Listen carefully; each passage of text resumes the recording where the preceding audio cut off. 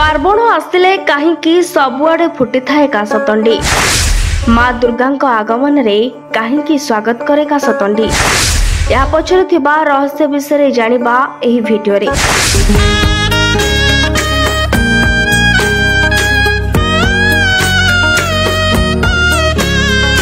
माँ दुर्गा आगमन पूर्व सबुआडे ब्रह्म बादल ब्रह्म सृष्टि करथाए एही कासतंडी फूल।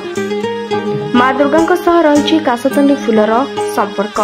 माँ दुर्गा पृथ्वी पृष्ठ को आसवा पूर्व कासतंडी निजर सुंदरतार स्वागत करिथाए।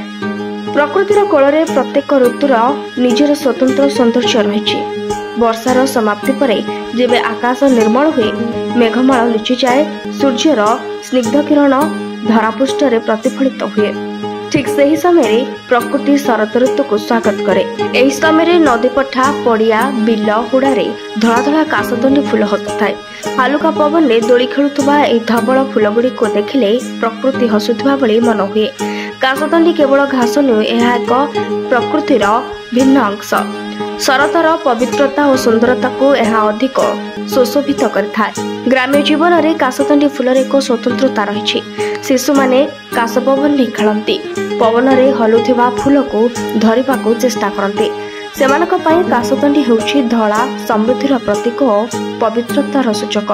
कह जाए फूल फुटिले माँ दुर्गा और पार्वण आगमन समय आसला बोली जणा जाए। जदिओ यह धार्मिक आस्था सहित जड़ित, तथापि कासतंडी को देखिले जे के प्रकृतिर संतुष्टि को अनुभव करे।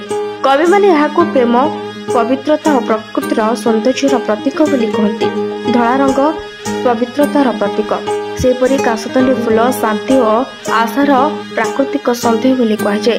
वर्षा पर जेपरि चारिआडे नुआ सबुजमा पत्र फुटी उठे, सेतबेले कासतंडी धड़ा सुंदरीर चादर घोड़ाई होई हसुथिबा मन हुए।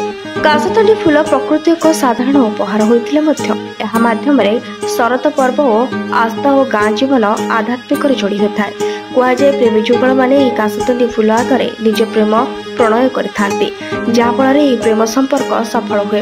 याकु नै एक ऐतिहासिक कहानी रही। पूर्व काल रे जड़े राजकुमार थिले, जे कि कासतंडी नाम रे जड़े सुंदरी तरुणी को देखि भल पाई बसिथिले। हेले राजा याकु स्वीकार कले नाही, कासतंडीर प्राण मागिले। कहार मृत्यु हेबा सुनी राजकुमार मध्य निज प्राण दे देबा पे कहिथिले, हेले कासतंडी तांकु मना कले। कहिले कि मु प्रतिवर्ष शरत रे कासतंडी नाम रे फूल होई नदी पठारे फुटिबी। Bureau report, BNS live.